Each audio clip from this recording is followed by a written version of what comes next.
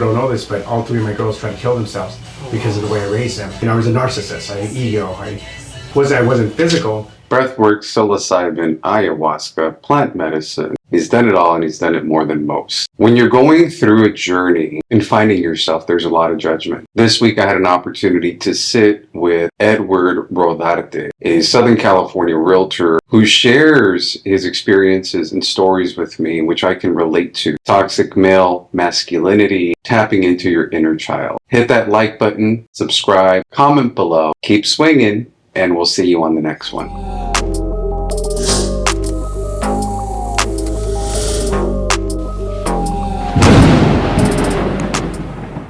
So I've been setting it up little by little. Oh, okay.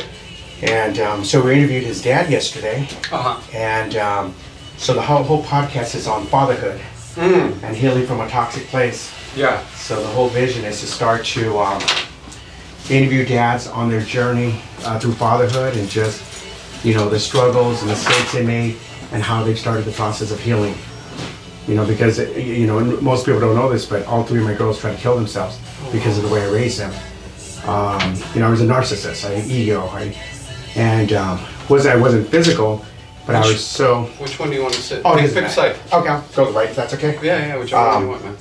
But because I was so strict on college and success, that in the process, I broke them. I gave them PTSD. So, it was oh, you know what? I do want to sage the place up real fast. Yeah, no problem. Okay, cool.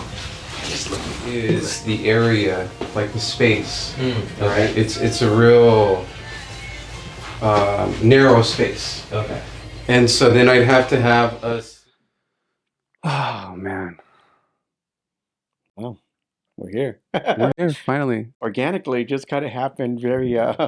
Well, you know what, man? I've been seeing your stuff, like a lot of the new stuff, and I'm like, man, that's I've talked to so many people about it, and it's. Some people would talk shit about it, right? Like what any of us post on our social media. And so when I started seeing some of your new stuff, I'm thinking like, okay, well, that's where he's at right now. Like that's where he is in this point in his life. And that's what he's sharing. And there's nothing wrong with that, right? Whether we're a realtor, lender, in sales, you're just presenting yourself. And I think a lot of times in our business is what I messaged you the other day.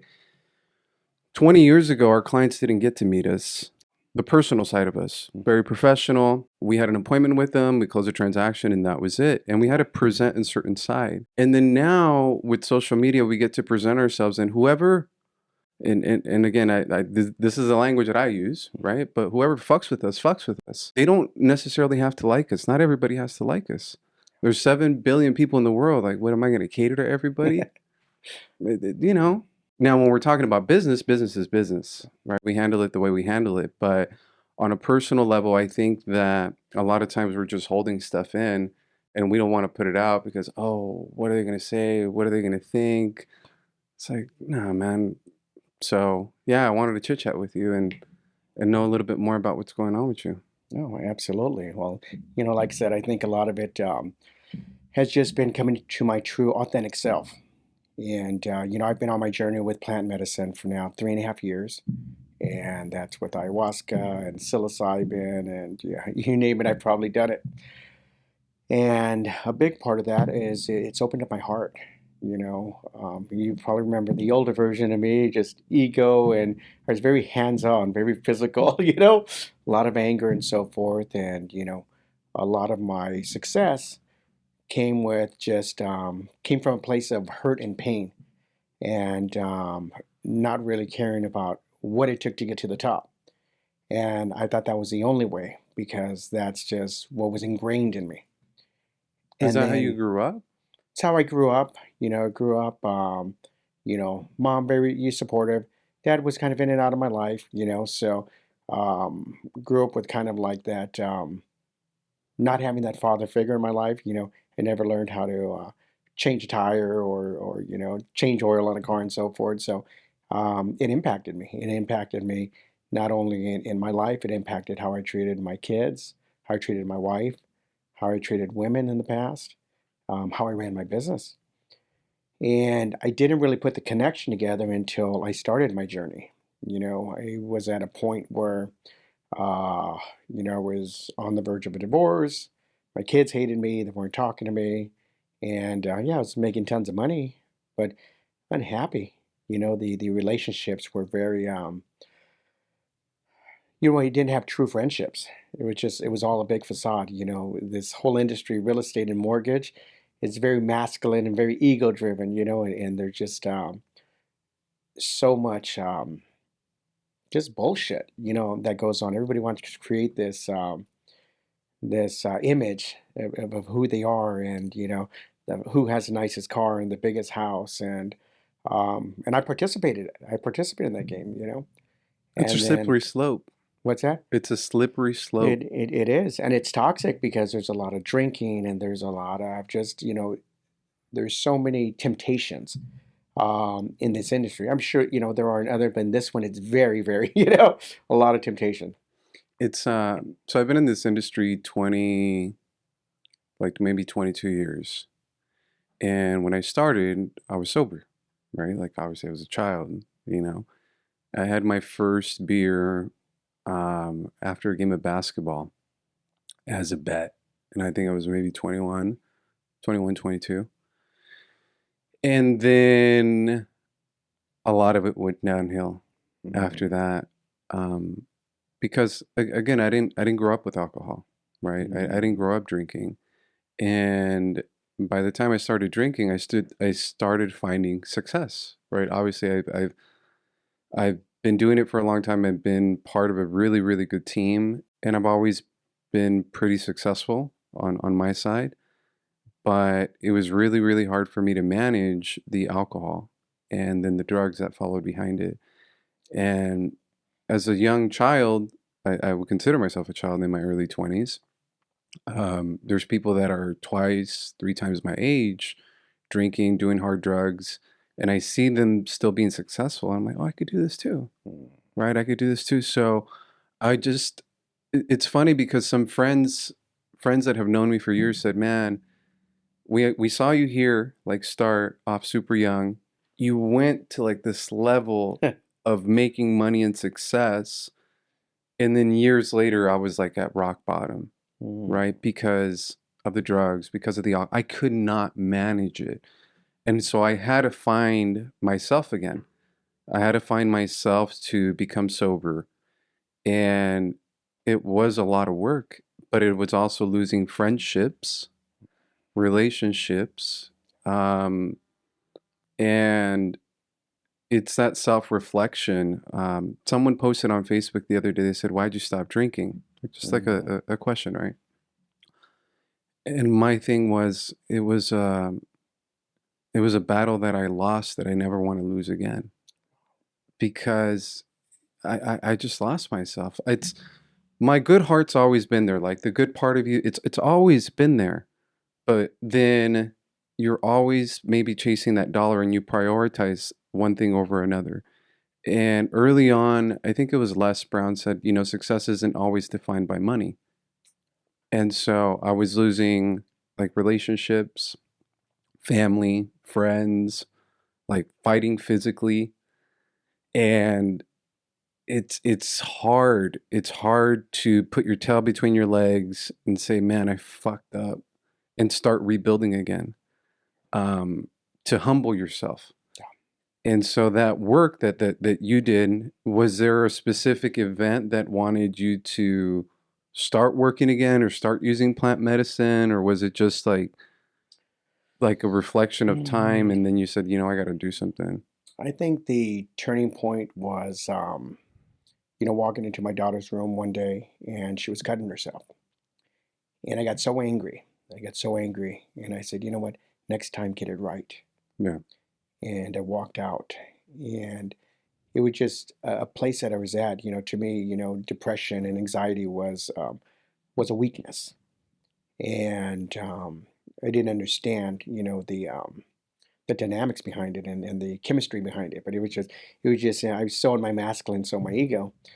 And I remember, my mentor and coach, Danny Morrell. So he, I was at Intero and stuff, and he had started his journey. He was going through some personal things in his life, and we had connected. It just kind of happened, kind of in synchronicity. We connected, and he took me out to Yucatan to go sit with an organization called One Heart Journey, and it was for it's an organization that focuses on the tech industry that wants to bring love back into their corporations. And I remember going there, and I didn't, there's like a series of things that have to be done. You have to follow dieta, you have to read these books, you have to do your intentions. And I was really like, oh, I'm going to go network. I'm working on an app for real estate. Like I still had like my own kind of what I wanted to do. So I was like, okay, I'm going to go to it. But I wasn't expecting to get the impact that I did. And I remember sitting in Journey with ayahuasca the first time, and the very first thing that happened is my body went into my daughter's soul, and I felt her hurt, her pain, her suffering. And it was in that moment that I had this purge, and I released. And then I truly understand how she was feeling and how I made her feel. And I went through this journey, which seemed like hours, which was probably only 15, 20 minutes. And I purged and purged, and as I was throwing up, it just got lighter. But I felt like we were connecting. And then at that point, from that point forward, I just knew like my heart had opened. And then over the series of a week, we did 3 ceremonies, and I purged alcohol, so I haven't drank in more than 3.5 years. So kudos to you. It's Thanks, been sir. a powerful, uh, something powerful to implement in my life, to see the power of just being able to abstain from alcohol and just sit around and just observe, and still try to find that balance of how do you maneuver in a place that, when there's alcohol somewhere. So, I understand the struggle behind that. But I was able to forgive myself. I was able to forgive myself. I was able to learn to be present and live in the moment. And I came back just with an open heart, and I had gone to a point where I was very numbers driven, and nothing numbers driven, but I lost focus with the client. I lost focus with the true intention of what I was in this business for, and that was to help people. And I've always been, big on the down payment assistance program. Like that's always been my niche. 22 years in the business, and that was always my thing, was helping people. But there was a point where it became about the numbers and not about families, and I had lost that. So coming back, my heart was open, and it's like we're not going to track anything anymore. We're just going to go ahead and help families. And I pretty much, at that point, I just took apart my team. And I just realized that my team came from a place of hurt and pain, and I didn't want to be in that energy anymore. So I pretty much took apart. And this happened in February 2020, and then COVID hit a month later. Mm. So it was beautiful that this happened during that time, because the world shut down, and then I just took that time to just travel the world. I think during COVID, I traveled to 13 different countries. Oh, wow. Anywhere I could get in, I went in, because I just needed time to sit with myself. I never went on vacations. I always turned down going places because I was always work, work, work. If I'm not there, it's going to fall apart, or I'm going to lose the deal. So it was like grinding 78 hours a week, and control, just that control that, no, it could only be done my way. So now being forced to shut down overnight, and then coming back from this, um, internal healing that started to happen, I just got up and I went to Costa Rica, I went to Dominican Republic, I went to, you name it, anywhere I Where's could the get in. favorite place you visited? Um, I really found a lot of, in Mexico, just going to Mexico, going out to Tulum. Tulum was my place. And just being able to go and because there's such a spiritual energy there. I'm just going and seeing the pyramids, and then there's just so many people that were vibing at that frequency. And I still didn't know what I was vibing at. I just knew that I was happy, and my heart was open, and I just wanted to be around people that were kind of in that same frequency, even with the world, shutting down. It's it's tough, man, because that is there's a lot of things that you said that I can pick up on and I can relate to. Um, when I came back, because I left to LA. years ago, and I went to the Valley, and so I was going between the Valley and the South Bay, Culver City. And I remember driving out there. I think I was on the passing North Hollywood. I was on the phone with my mom. I had a fucked up car at the time. So I had fucked up a relationship. In the relationship, the person I was with was leave the keys in the fucking car or I will fucking call the cops. Right? Nice car. I couldn't drive it anymore, right? According to that message. So then it's losing the relationship. I wasn't doing well, and so then when I went out there, the purpose was to reinvent myself. Mhm. My mom said, "Look, maybe you need to get away. Like maybe a change of place is going to help you." Um, and it did, but it took time because I still needed to keep going down my spiral, right? Um, and so, but I remember being on the road talking to my mom on the phone. She's like, "Hey, you'll find yourself again, right? You'll find yourself again." Um, but it wasn't immediate. Mhm. I still needed to go down, and when when I found myself, there's a lot of shit that happened still. But Mike and I had a conversation. I remember this was a couple years later, and I was in Eagle Rock, and I remember just being parked in like a lonely street. Mike and I had I want to say a 2 maybe 3 hour phone call, Wow. and I was just telling him, I was giving him praise of everything he taught me as a kid. Right? I said, "Look, man, I met you when I was 17 or 18, right? And you took a chance on me, and I was telling him all the things that I appreciated about him." Um, and where I was at that point in my life, because by then I had gotten sober. And he came back to say, like, hey, instead of you doing this on your own or me doing it on my own, let's join forces, right? Let's work together. And I really did not want to come back Mm. because I knew what I would come back to. Yeah. Because I recognized myself thinking, I'm always chasing that dollar. I can never sleep. I'm working weekends. I'm waking up early. I messed up relationships. I got into drugs and alcohol. I knew, or at that moment, I thought coming back and joining up That's together right. as a team was going to fuck with me and I couldn't handle it. And so it was maybe weeks or months, we met up a couple times, we talked, and um, I did not want to come back. I did not want to come back to the world that you said that you were in, the world that I was in. And it took me a moment to understand that I wasn't that kid anymore. I said I've matured, right? I am not a new person because again, I always say that my heart's always been the same. I've always been a good person, but I have experience now. I know what not to do.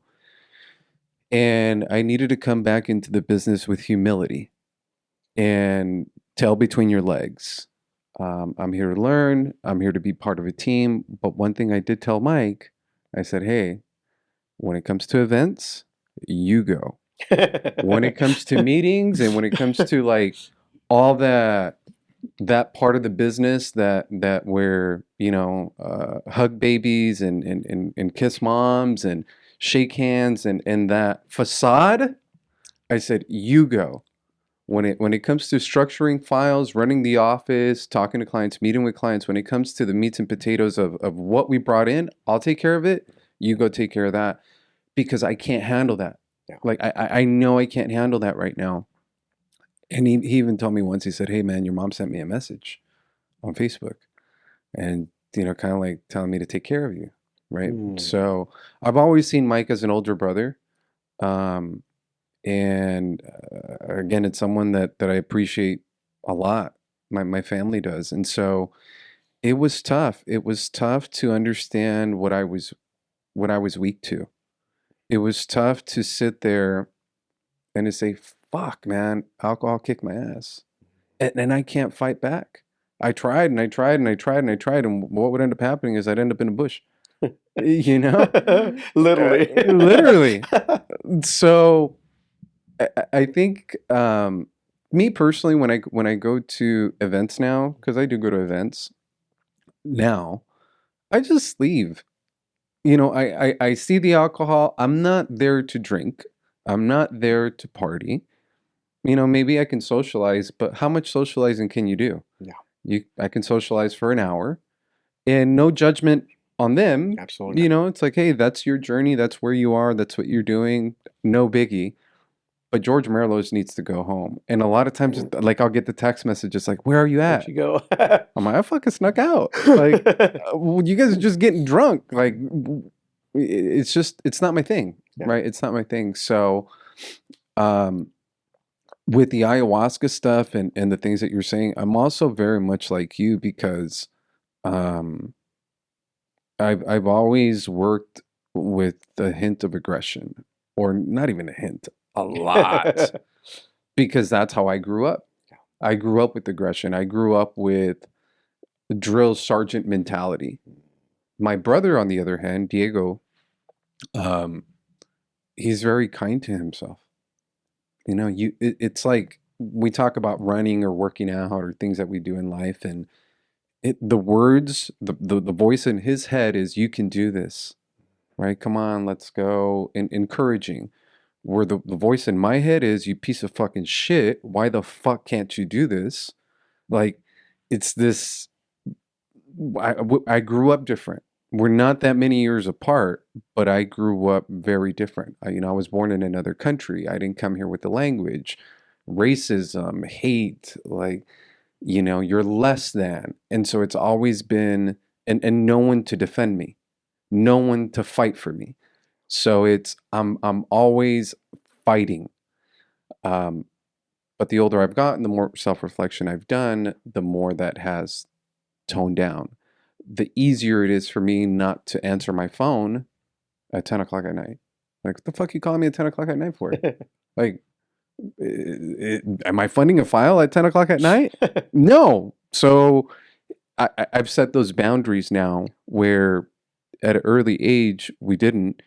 And without those boundaries, every other relationship you have suffers. You're out with your family dinner, right? 10 o'clock at night, the phone's ringing, or you're watching TV with your kids, or whoever it is, phone's ringing, you answer it. That causes issues in the relationship because you're prioritizing business over where you're at. So I'm with you. And then you justify it that, well, how am I going to pay for this lifestyle? How am I going to pay? So you rationalize it, Hmm. but the end is, what are we really doing this for? We're doing this to support our families, to provide for, to create that space.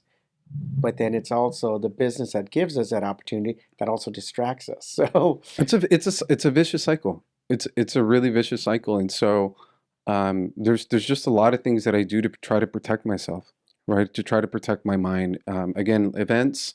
If someone tells me there's an event, again, maybe an hour. But realistically, I always ask, is it for charity? hmm, Otherwise, why am I gonna go hang out, right? Weekends, for example.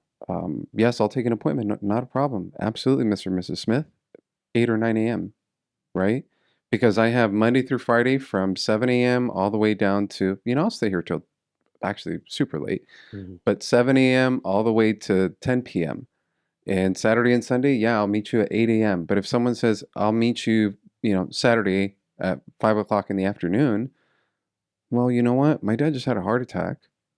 Like, I need to spend time with my dad. I don't care if I lose your business. And realistically, I also have a production partner. I have another hello. I can call you at 5 o'clock. I was at my cousin's wedding 2 weeks ago, and there was a Zoom meeting scheduled for 7 o'clock, and I committed to it. Right? I knew the time the wedding started at 5. It ended at super late. I said, okay, well, I can step out for 10 minutes. But I had a 2 week notice, 2 week in advance. So there's certain exceptions we can make. But then when it comes down to my dad being in the hospital for a month, it's like priorities my pops right now. And a younger me would have stepped out every hour or 2 hours to check my phone. Like, what do I need to do? Who do I need to respond to? It's like, is this really that important? Or is my dad that might just die more important? Like, of course it's my dad, right? So it's I'm on the same journey with you, my friend. I just haven't done ayahuasca. I'm afraid to lose control. Mm. It's a beautiful thing. It's a beautiful thing to surrender and to go to the source of where that hurt and pain is. And You have someone that guides you, right? I do. So we now we bring in shaman to facilitate, or we go out of the country. But my journey was very. I went all in. Hmm. 3.5 years. I've now sat with ayahuasca 27 times, which is almost unheard of. And then I've sat with psilocybin a lot of times.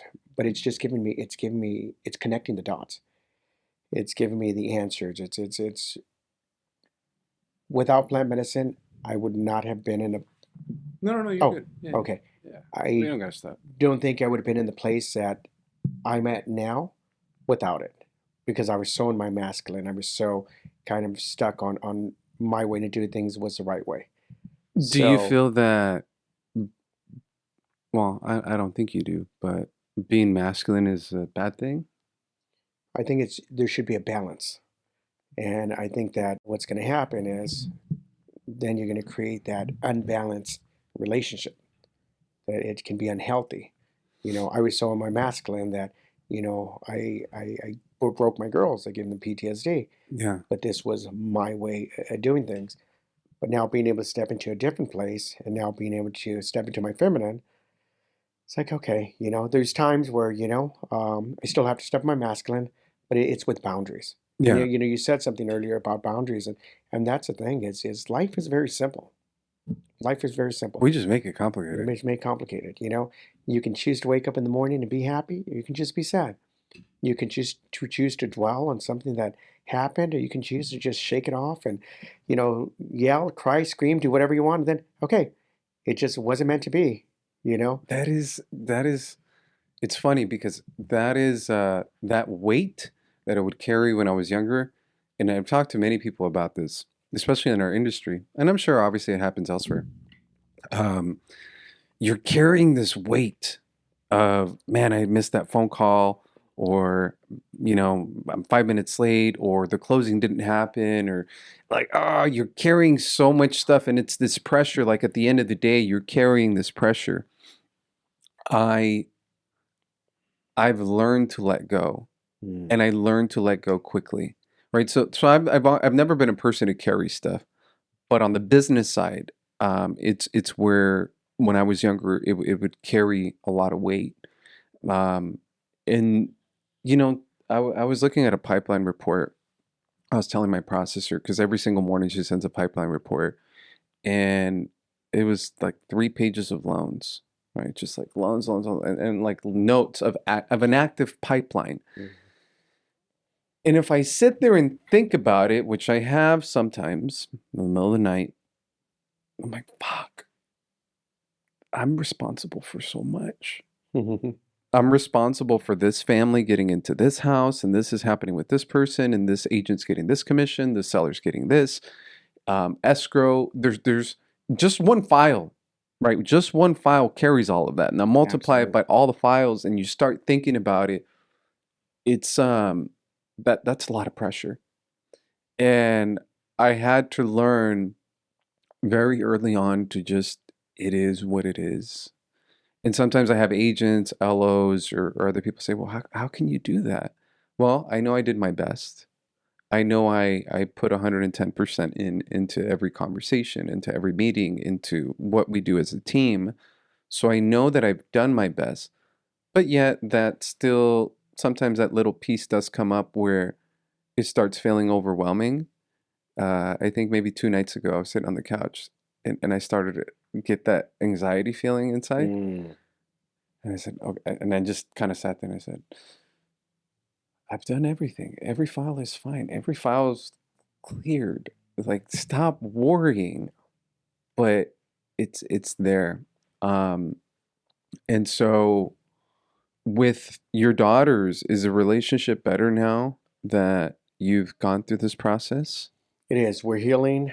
We're all healing, and we're in a much better place now. What complete 360, and being able to see that 360, coming full circle now, and being able to see, because my oldest daughter, I didn't talk to for about 4, 5, 6 years, because I was so angry at her because of a decision she made, and but I was so quick to cut off a relationship. It's my way, and if you don't do it my way, like I'm done. But you're dead to me, and like that's it. Yeah. Um, and then just realizing that, it's part of life. You can't control what other people do. You can only control what you do. And I have to lead by example. And a part of that was being vulnerable and just, Is you that know, hard? Was that hard? I mean, it's not hard now, but it was hard before to be vulnerable? it was very hard because in the first year of my spiritual journey, I saw that people were taking advantage of me Mm. in business partners. I was just so quick to, I was wearing my heart on my sleeve, so I was so quick to lend out money and do things. And now they knew that I was like, oh, he's this like hippie now, like Yeah. loving, peaceful. And, you know, I wasn't reacting. So when I would go and want my money back and then they weren't, responding or ignoring me in the past, that wouldn't happen because Right. there was a lot of physical, violence. Right. But then it's like, okay, so how do I sit with this? So it was hard to be vulnerable, but I had to learn to set boundaries. Boundaries in my business, boundaries in my personal life, boundaries in my relationships with my children, at home. And I found that as I started to set my boundaries and I stuck to them, things got a little bit easier. Is it hard to like figure out what those boundaries are? It's trial and error. You set them, but you have to be open to adjust because sometimes you may set unrealistic boundaries. And we're so quick to think like, oh, this shit didn't work, like I'm done, But no, we just have to learn what the correct boundaries are, because sometimes the boundaries we set may be unfair for the other person. So we have to look at the problem or the situation or the relationship and see what's going to be something that's fair for both sides. Yeah, I was talking to a friend of mine recently, and they were sharing something with me about the relationship that they had. And in the conversation, I said, "Imagine how she feels." Mm. And my friend just sat there like, I'm just saying, man, imagine how she feels, right? Like, I know it's hard. I know it's hard to put ourselves in the other person's shoes, because again, we are ourselves. But if you really, really care about this person, you really love this person, um, put yourself in their shoes. Would it be fair to them? And my friend said, like, fuck, I think you're right. But I think that's the job of a friend, to be honest with you, right? To be transparent with you. And sometimes establishing those boundaries, I think a lot of us have a hard time figuring it out. It's just like being self-employed, where if you've never been self-employed, if you've never ran a business, you're figuring it out as you go. And sometimes, in relationships, you don't necessarily have a coach. You don't have proper guidance, and the person might not respond how you might want them to respond. You may want them to be like, oh, okay, those are the boundaries we have. That's what we're working on. Well, maybe they haven't gone through their work either. So you're struggling there, right? You're doing your process, but they haven't done their process. And so part of when when I was trying to get sober, that was one of the problems in one of my previous relationships where the person I was with was going down their spiral. And it was a long time just sitting in my head thinking, man, I can't do this.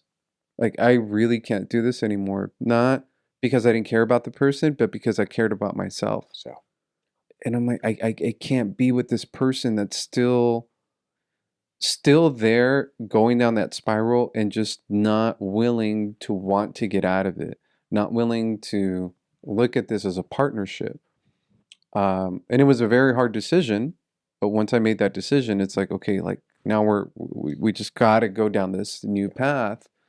No looking back. Looking back is that I'll turn into salt or whatever. I don't Hmm. even know what that Bible story is, but I didn't want to go back. I don't want to go back. I've been sober for 11 years now, I Wow. think. Um, and it's a choice. It's a choice that you make for yourself and for your loved ones, and um, it's a boundary that I had to put for myself. I wish I could drink, man. I Mhm. wish I could drink. I wish I could say, "Hey, man, let's go have a beer and a burger." Well, you can. There's mocktails and there's non-alcoholic. Like it's the same taste, you know. Yeah, So but it's not gonna give me the buzz, take some right? mushrooms. Yeah. Well, that's the part that I've debated, the mushrooms, the plant medicine and all Yeah. that stuff. For me, it's exactly that, losing control. I'm still that guy, right? Not as much anymore, but I'm still that guy that I need to be in control, like of myself. And I hear all the wonderful stories because I have a lot of friends that have gone through journeys, and they're like, "Bro, I saw myself looking at myself with my dad, and it healed this relationship, or mom." And I'm thinking, man, what the fuck? What did they have? Like, because they just go on this journey, right? Um, but they do say that they lose themselves in I don't know, in whatever space it takes them to, and you feel everything. And I'm like, fuck, I don't want to feel shit. So it's that fear of maybe becoming someone else, maybe, or losing that aggressive side that's always allowed me to be successful. Like kind of how you were saying, where Yeah, and it's funny you say that because um, my biggest fear was losing myself and losing my drive. And what I realized is I didn't lose my drive. I just needed time to sit with myself. So I spent about a year and a half just traveling and just getting to know myself. And this was literally with a backpack, and I would get stuck in countries because I couldn't get out, wondering, when I was going to get out. But the beauty in that is I came back and realized that I didn't have to work these long hours. I didn't have to work hard. I just needed to work more strategic, get more laser focus. So the new vision of my business is I only work about 20 hours a week, and business is flowing. Business is flowing, and I pick and choose who I want to work with. And um, I just turned down a client a couple weeks ago because just their energy. And people say, "Well, their energy, yeah," because I don't want to put myself in that space where I'm stressed out or I'm just trying to follow this path of just happiness and peacefulness and bliss. And most days it's like that. And some days I have bad days, but then I've learned to put things in place to reset myself, whether it's music or meditating or journaling. But, my new thing is financial freedom. We can still make as much money as we want. We don't have to grind. We don't have to grind. And I know that's the opposite of what a lot of people coach and teach, but you don't. If you just follow the right path, whatever that path is, because there's no right or wrong, then you'll come into your power. And I'll share some with you about about this the whole parenting, how this started. Is it was actually accidental about how this happened. I knew I was coming into my power of being a father. And I remember being in Big Bear about 2 months ago and having a conversation with my daughter. Said, remember when I was in high school and I wanted to go to cosmetology school and you talked me out of it? You broke my dreams, you shattered them. And to me, it was like, no, and this was when I was before my journey. Um, no, you're not going to make money. You're going to struggle. Like, you don't want to do that. So I was putting my fears, instilling them onto her. But that was something she was excited about. So I shut that down. And I've acknowledged it now as I've been on this, journey the last 2.5 years. I remember going and posting a video. And I knew that real estate, I've been in it 22 years. And I knew that this wasn't the right energy for me anymore. So, um, I'm looking to transition out. I'm still going to service my clients, my past clients, but just my heart's not in anymore. Like, Mhm. And so I posted this video just sharing, and just, but from a place of authenticity of the heart, to just, parents, don't shatter your children's dreams. And this is what I did. And also I started getting messages, started getting calls. They say, thank you for sharing, people whose parents had done that to them, or they've done that to the kids and not really thinking about it. And I'm like, wow, like this really impacted people. And then the rest of the weekend, I just went on this journey of just sharing, like just being vulnerable. And I talk about some things that are pretty delicate, I'm an open book now. And the more and more I talked, the more and more it was healing for me. It was like being able to, my thought process was, if I can just help one parent just shorten the learning curve on not making the same mistakes that I did, and push my kids to the extreme. Fortunately, I didn't lose them, but some parents have. Then at least I've done. I'm giving back to humanity, you know. Um, and then it just started, and so I shifted. So I still post a 12 o'clock post on real estate because I still want people to know, hey, I'm still here, Yeah. to service you. But now my shift is on parenthood. It's helping, parents and really fathers on. Yes, you can heal your relationship with your kids, because trust me, if I was able to do it, and the place where we were at, it was bad. It was bad.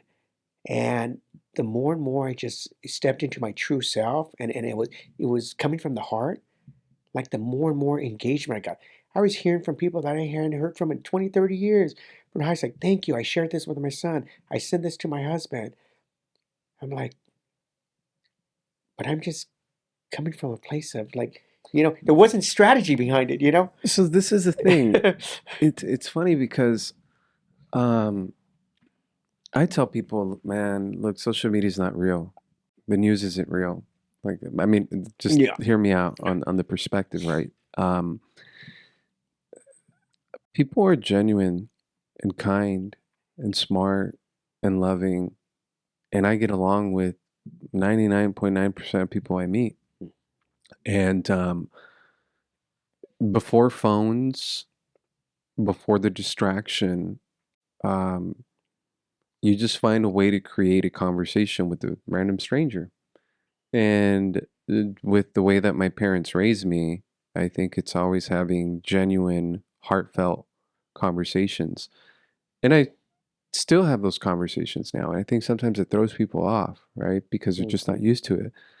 So earlier you said it's about being present, right? So I don't have the ringer on my phone ever. I have no notifications go to my phone. You send me an email, cool, I'll check it when I check it, right? On my time. You're not gonna interrupt my day. Text messages are not gonna interrupt my day. Nothing is gonna interrupt what I already have planned. There's a certain time when I check it and I can get to it.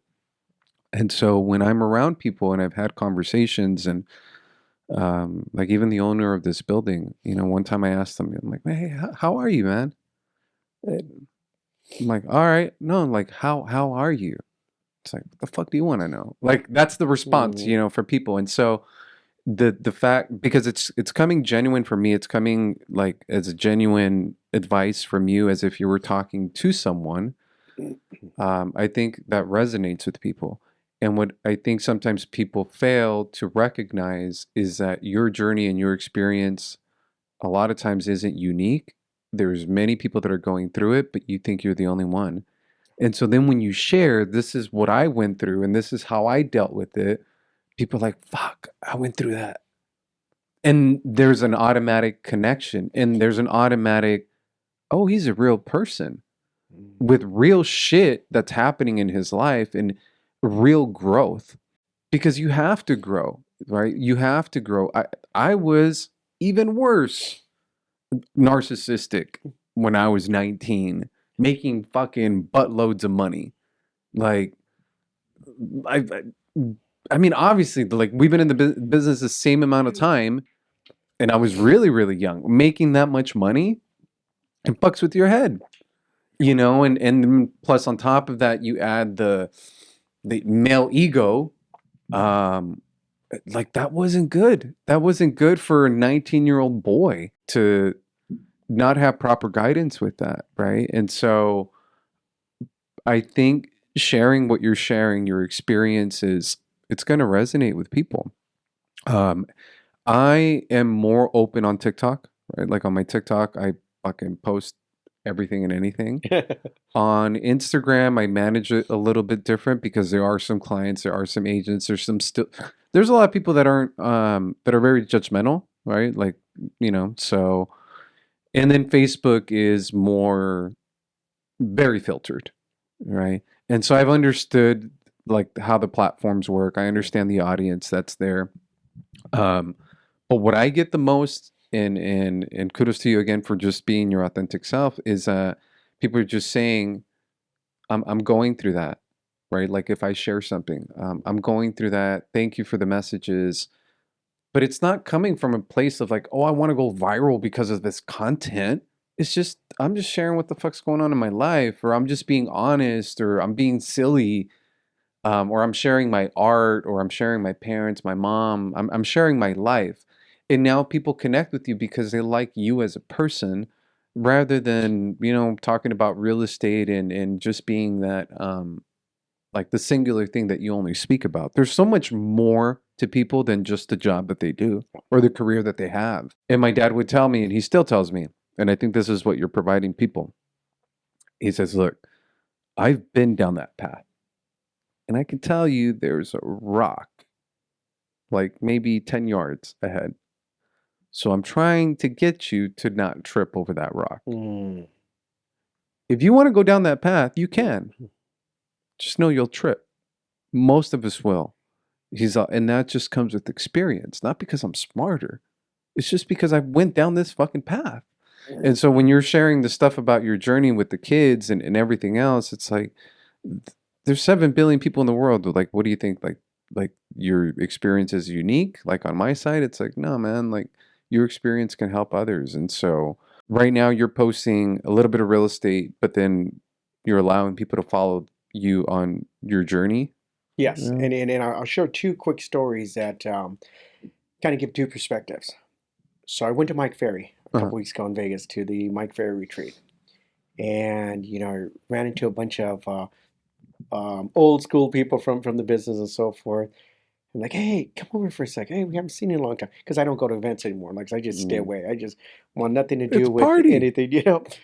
Says, hey, what's all this shit you're posting about fucking parenthood and you know?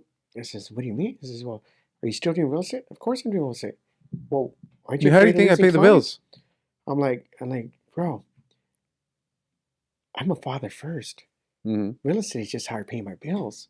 You know, I don't need to sit here and post about and not that there's anything wrong with it, but oh, I just got this listing, or I just closed this, or I'm helping this family. No, I'm going to post who I am. I'm going to be my authentic self. And they just kind of like, oh, okay, like just kind of brush it off. And then I just thought, why am I wasting my energy even having this conversation, you know? And hold on, let me ask you this. And doesn't business happen in the gut to gut and not online? Absolutely. So it's like, what do you care if I'm posting online? Like what I tell people, look, your social media is like a magazine, right? Like a magazine subscription. Someone subscribing to your magazine, your show, your channel, but that's not where business happens. Business happens in the gut to gut. And I took a client and I took him to a house. Most clients, even though the majority of them are millennials, you're still going to meet with them. You're still going to connect with them, and you're connecting with them not on social media. Social media is like maybe like icing on the cake, but it's not where the bulk of the business comes from. At least not for, let's say, veteran agents or veteran loan officers. We are in the trenches. I've done this and I'm guilty of it. I've looked up many LOs and many agents that are, either rappers or influencers or, telling you how to, structure your mortgage. Um, they don't produce shit. They have zero numbers, like, or this many numbers. And I'm thinking, like, dude, these guys have like 300,000 followers, yet they don't close shit. Unless they're putting it under somebody else's name and they're just managers or something. But people don't know that. No, So I'm sorry, but no, I had to no. say that because again, it bothers me that people would call you out on something that it's like, I'm still working, dude. Like, I'm working every day, but just because I'm posting something doesn't mean I'm not grinding. You know, I could schedule this over here on the side, right? You know, so And it's funny because the same group that was, kind of like chiding it are the ones that are drinking and going and partying and, you know, they have turmoil in their lives. And it's just like, okay, it's just a journey. So, I couldn't wait to get out of Mike Fair. I just went for the discipline and just to, sure. but I just popped in, popped out. But the one thing I did too was I gave myself self-care. I went in the morning, then lunchtime, that was my pull time, and then I missed the second session, then I came back for the final session. So I made sure that I gave myself time to just re-energize from all that, masculine energy. And even the women walking around just like, Um, but then here's a different perspective. So a client came into the office this week and they want to see about getting qualified and so forth. And I say, hey, how did you find me? Or this says, we saw your stuff on social media. We can relate to you. What do you mean? Because you're a father and you've gone through the same struggles that we have. So we want to work with you. And that was affirmation that I'm on the right path, that if I just follow my authenticity, the business is going to come. So that right there was just like validation. Not that I needed it, but it was validation that stay on your journey of being your true self. And don't get sucked into, the what we think social media is supposed to be about. It's just, this facade and no, this is who I am. Is I'm a father first, and real estate is how I make my living. And You find your the tribe. absolutely, They find you. yeah, it's niche. And It's the it niche, is. It is. and That's so powerful, man, because again, it's someone can look at it as weak or someone can see, I mean, all the shit that they could talk, right? All these things that they can make up. But then the reality of it is, you know what's in your DMs, you know what's in your pocket, you know where you're coming from. It's from a place of good, it's from a place of kindness, it's from a place of healing, it's from a place of love. And people recognize that. People recognize that. And I get the same messages. I don't want to work with someone that's always suited. I don't want to work with someone that can have fun. I don't want to work with someone that's always, the many different types of personalities that I can present. Um, and there's a lot of clients that come from social media, from all, let's call it, 5 different platforms. Um, but that is, again, that icing on the cake. It's not validation, but it's like, oh, this is nice that I was talking to Martin. He's like, man, he's like, that's so cool that it's almost like, and I told him it's like my tribe. The people that see who I am, they see my brothers, they see my mom, they see my family, they see the relationships, they see the charitable work that I do, and they're just like, man, I want to fuck with this guy. Like, this is a cool guy. Like, I want him to help me and my family. Um, versus, you're here to take a loan, and that's just not the way it works. So that validation that you're getting from that family is awesome. Like, that feels so good, because now you feel like, oh, I could just always be myself, and there's always going to be people that are going to want to work with me. yeah, if I wasn't my authentic self, we wouldn't be sitting here today. Hmm. We haven't No, talked in a couple of years, but it was no, just the posts that just kind of triggered something like, hey, I like what you're doing, hell yeah, and I'm getting a lot of that, and it's like, wow, dude, I'm just being me, I just turned 50, last week. happy late Oh, birthday, my thank friend. you, thank you. And there was a point where I struggled with my age, like I would get angry and walk out, and I wouldn't celebrate Did you birthdays. celebrate your birthday? I did, Yeah. I did. I just, you know what? I spent the birthday by myself. There was a moment where I just wanted this big party and I wanted to have like, a sound bowl and meditation and all this, these things. And I wanted to expose people to like medicine, and breath work and so forth. So I was going to have this big old shindig and I started planning it. And then one day, about 2 months, I just woke up and says, dude, that's not me anymore. Like, I don't need to be the center of attention. So I spent the birthday by myself. I have a place out in Fullerton and I was just coming. I was feeling low in energy just from traveling back and forth to Austin with my tribe and coach and stuff.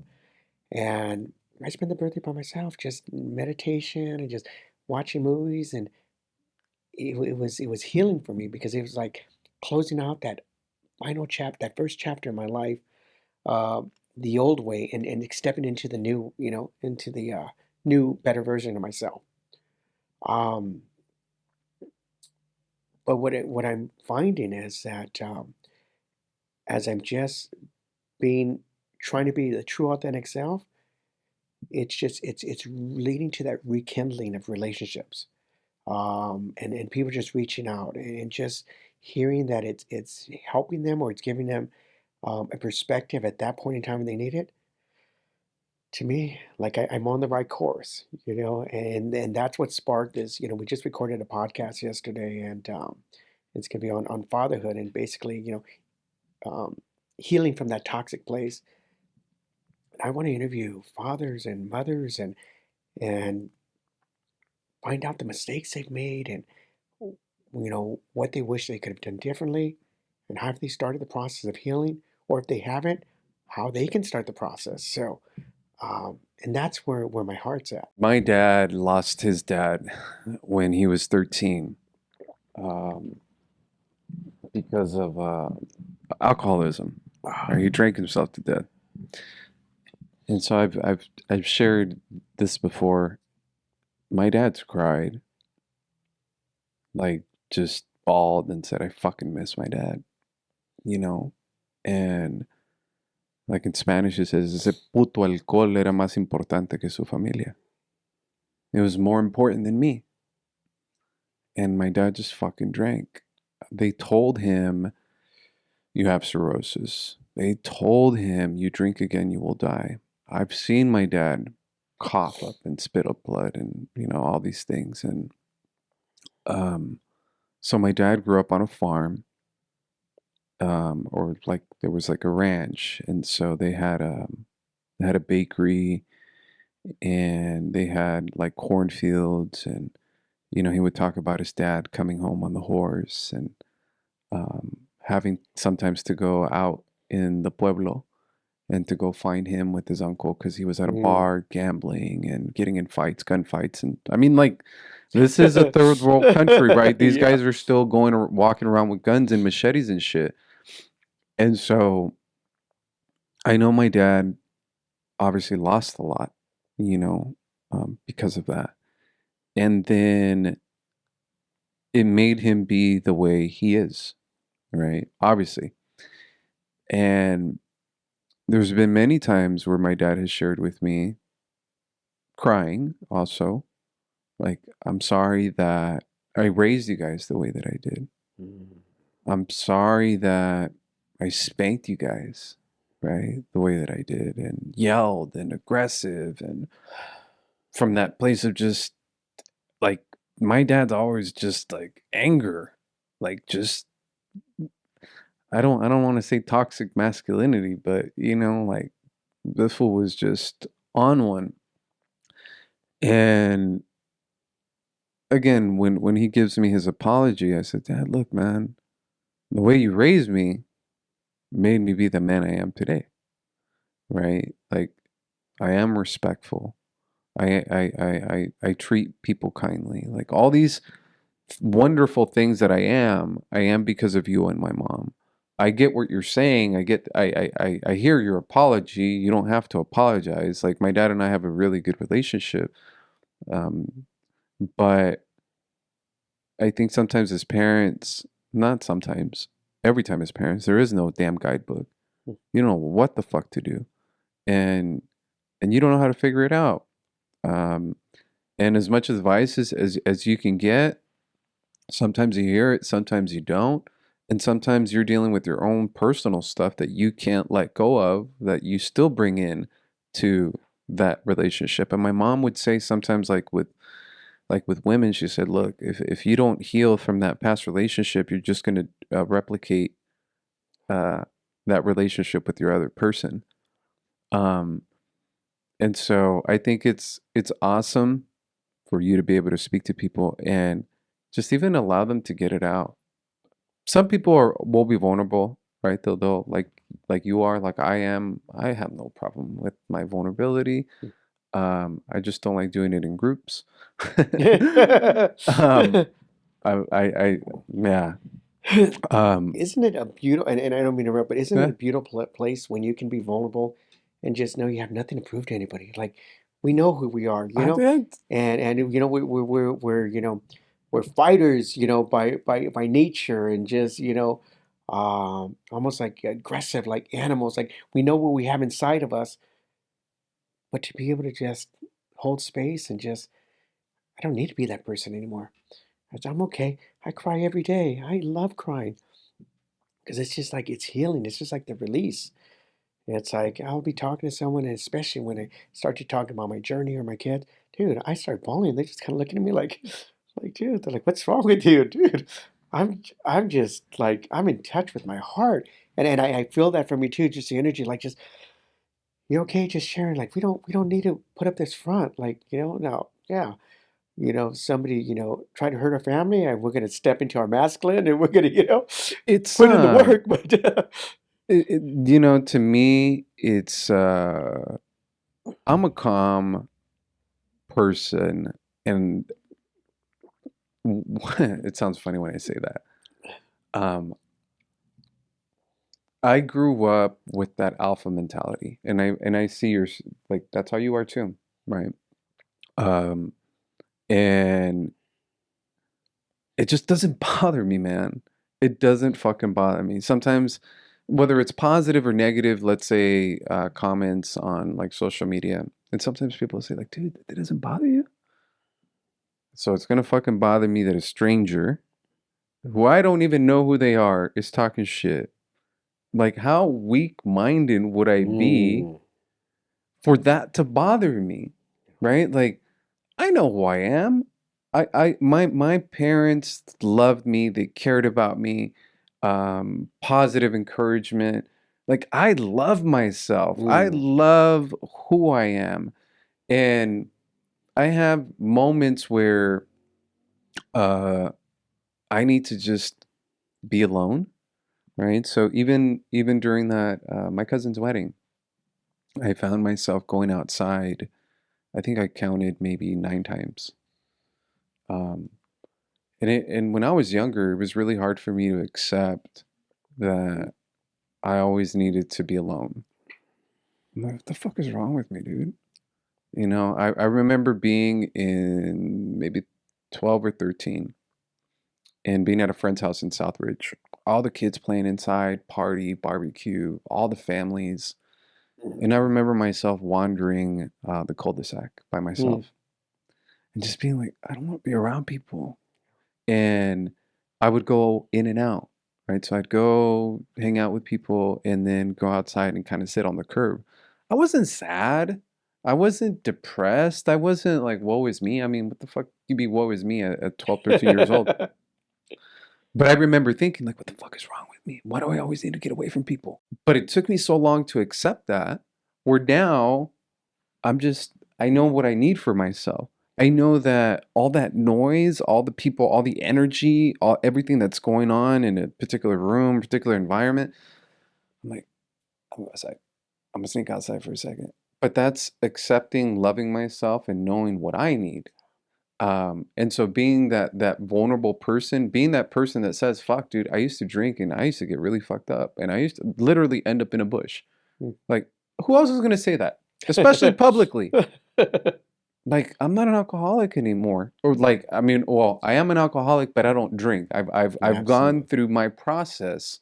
So there's no shame in me saying I was weak to something. There's no shame in me saying, fuck, I messed up relationships because I was an asshole, because that's not me anymore. I've graduated from that. I think sometimes you might have shame in admitting whether it's weakness, vulnerability, or things that you've done if you're still doing them. But I'm in a way better place, man. Way better place. Anything that you would recommend to people that want to, I guess, start their journey of healing, whether it's plant-based or not? I think a big part is just starting to reach out to the tribe that resonates with you.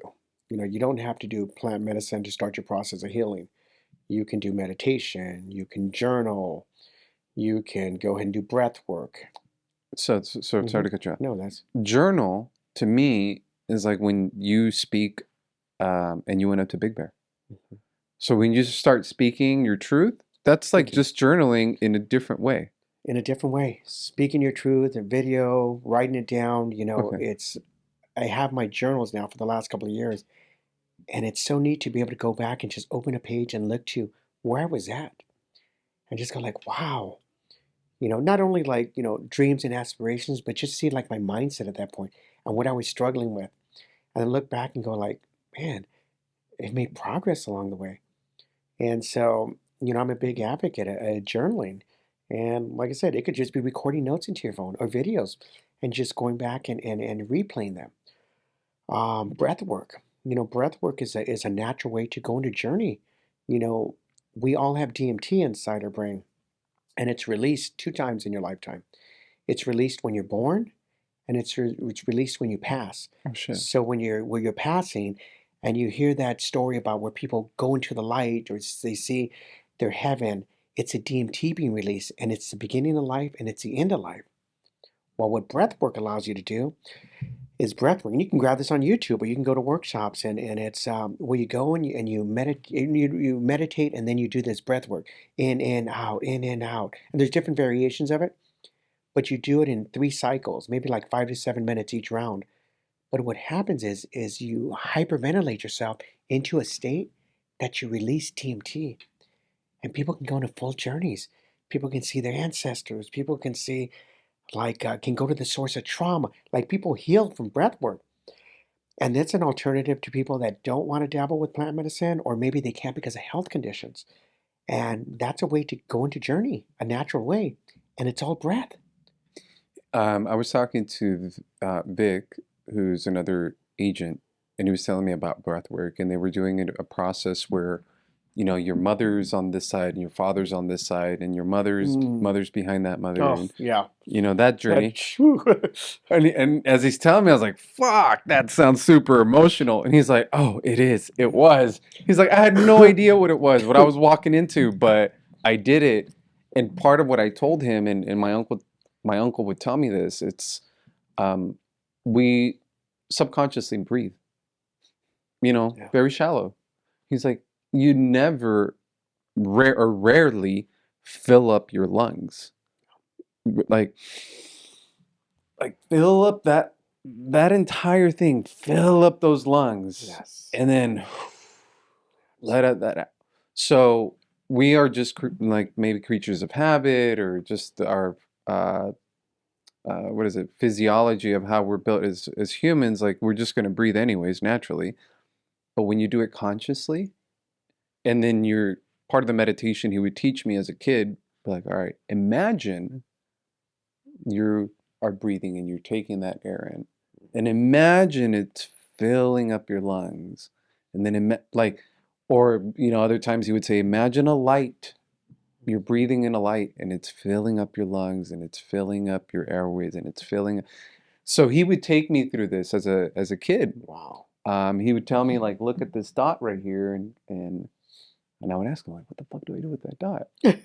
And he's like, just look at it. And I'm like, I could see so much more shit. And he's like, well, that's the process of meditation, right? To be able just to be there, be still. So breath work works. I've seen it, I've done it, and it could help you not take DMT. What else would the journaling? Journaling, just sitting with you, just going and being a kid. You know, this week I just, you know, my daughter was talking about the Barbie movie and so forth, and it just inspired. And then we started talking about why I never bought her a Oh, Barbie house. Batman! You Batman, bought yes. Batman. I bought Batman, There yes. you go. Oh My my gosh. Cantinflas Batman. Yeah. Love just being a kid again. You know, that conversation triggered a memory. And so next morning I was charging my car and I walked across the street to Walmart and I bought my kids dolls, you know, and you know, my wife, my kids, and my granddaughter. And just to remind them, like, don't forget to be a kid, even though you guys are adults now, don't forget to be a kid. And, you know, I'm one to just, I'll go to a park, man, and I'll sit down and I'll eat, and I'll go get on the swings and I'll swing, you know? People think like, "I'm weird. What's this guy?" Dude, I don't wanna disconnect with that kid anymore. I just wanna have fun. So that right there is healing too, just not forgetting, when you were that little boy or girl, and how when you were that little boy or girl and you wanted that toy, you wanted that video game, and, you know, when we're that small, we're in certainty, like, "When I'm older, I'm gonna buy all the games I want." And then we get older and life happens, and then you just it's like you turn off that piece, you turn off that light, but you gotta reconnect with being a kid. You gotta reconnect with that time when you were just there was no such thing as fear and no such thing as boundaries. And when you connect with that little you, you'd be surprised how that can just really catapult your personal life, your business life, your relationships. Um, I think sometimes as men we struggle um, finding that kid. And what I would say, or maybe I'm wrong, but one of the easiest ways to do that is to just like be more silly. Absolutely. And maybe that's like a first step, right? We're always serious, always stern, never fucking around. And it's like, yo, dude, what's up your ass? Like, like why? What's wrong? Like, who hurt you? Like, and those are just jokes, but in reality, it's like, man, I'm super silly. I'm always messing around with my brothers, with both of them. Sometimes they're way more sillier than I am. And I'm like, fuck, dude, these kids need to calm down. But my dad never prevented us from just being silly, right? And I think as men, sometimes like we just want to continue to just have that persona, and it's that masculine side of us which exists, and it's great. I don't have a problem being masculine, but I'm also super silly. Like just look at my TikTok I shit. yeah, I know. I've seen that. You know, But go the ahead. other thing we do is, you know, every month we have these deep meditation ceremonies, you know, where we invite people out to do breath work and When's the next one? meditation. Saturday, August 26th, Okay. 10 o'clock in the morning. So if you feel called, come out Uh, and, it's you in know, group, so I mean, if I can get a one-on-one, I'll do it. But we can do a one-on-one. yeah, We I'll can do do a it. one-on-one, you I'll know. do a one-on-one. I won't do it in group. I'm Okay. I'm I'm very averse. Like I said, I even stepped out of my cousin's wedding. Like I'm just like, nah, I don't But you want can come and observe. You come and to. observe and you can see, Where is you it? know, it's going to be at a ranch I have in Hesperia. Okay. Yeah. So, but August 26th. What time? 10 o'clock in the morning, 10 to. 10 to 4. Is 10 there to 4. a registration cost? It's small donation and so Okay. forth. Yeah. But And do people find it online, or they just go to your they can page just to reach find you? out to me. It's just kind of like, you know, word of mouth and so forth. Okay. But yeah, I would love to come out and experience it, you know, one day and so forth.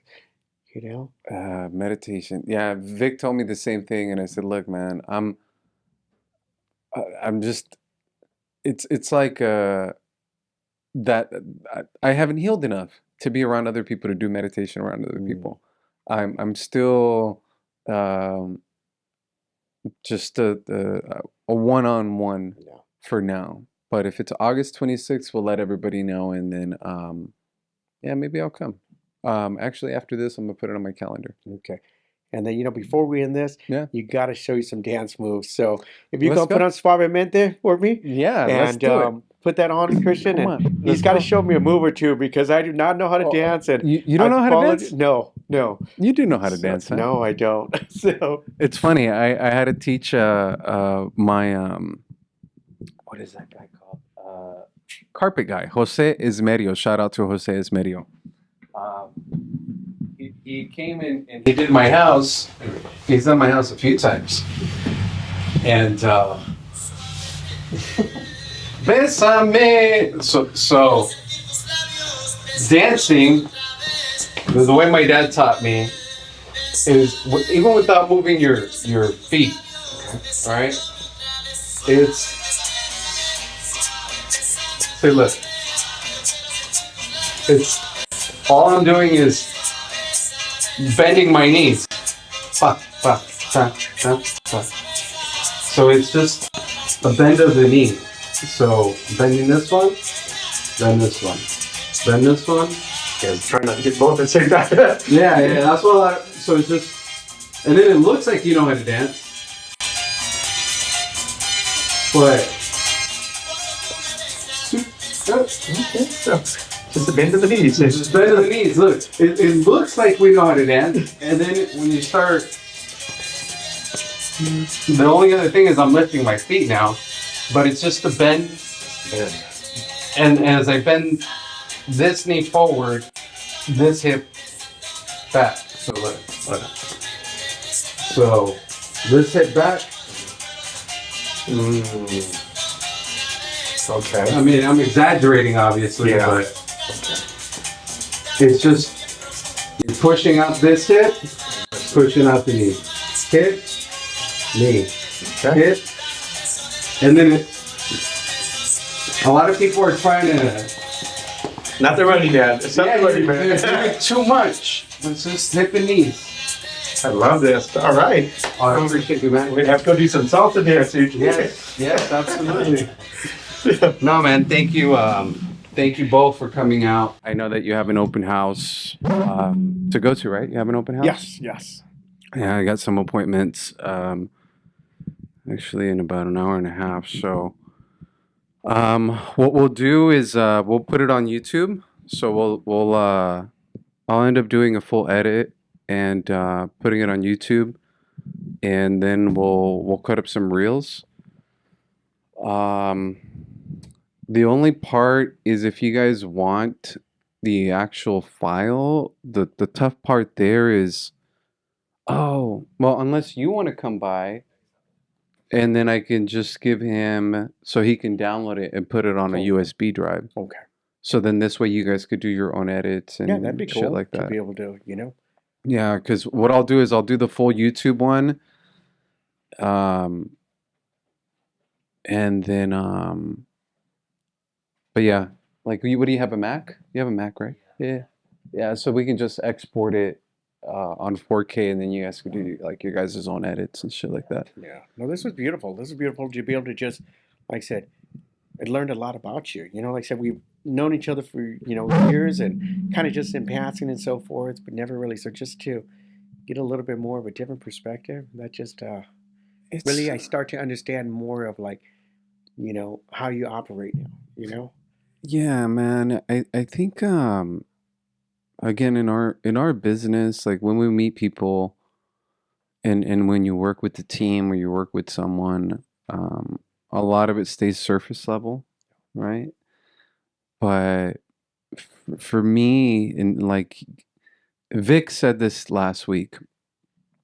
No, not last week. It's just that last week I was watching his video. That's why it's so fresh in my mind. He said, "Yeah, like when you compliment someone, it's like you see something of yourself in them." Mm, And so he's like, "Now I always want to compliment people." And I said, "Yeah, but the other thing is when you don't like someone, you see yourself in them, right?" absolutely. A mirror reflection. And so part of what I see in you is that aggressive side of me back then. Part of what I saw in you was like that narcissistic part of me, right? There's certain people where it's like, man, that motherfucker's just like me. Mm, You know what I'm saying? And so then you see someone healing, or you see someone going through a journey, you see someone like, oh shit, like you recognize change. You recognize humility. Like I'm a very I'm hard on myself, but I I I think a lot. I think a lot, like analyzing situations, analyzing, could I have said this different? Could I have been better? Did I fuck up? How did that relationship go? And so sometimes when people have these conversations, they're like, man, shit, like you're a little different than I thought. I'm like, yeah, I mean, we've just talked very surface level. We Yeah. haven't gotten an opportunity to know each other. And then you're like, oh, okay, well, we can actually be friends. It's like, yeah, we can. We can. So thank you for saying that. No, I didn't even know that you had stopped drinking like 10, 11 years ago Mhm. because, I would see you at events and so forth. Never would have known. Everybody thinks I'm drinking. You know? Everybody thinks I'm Yeah. drinking, or It's because you don't need the alcohol to be the life to just dance around, move around. And so, we just naturally assume like, okay, you're just partaking in the activities. Mhm. And I think that's probably my biggest struggle is trying to step into that authenticity of just being relaxed and being comfortable and vibing without alcohol, and it's been a journey, but yeah. It's it is it's I think part of it is understanding showtime. And what I mean by that is when the camera's on, it's showtime. Hmm.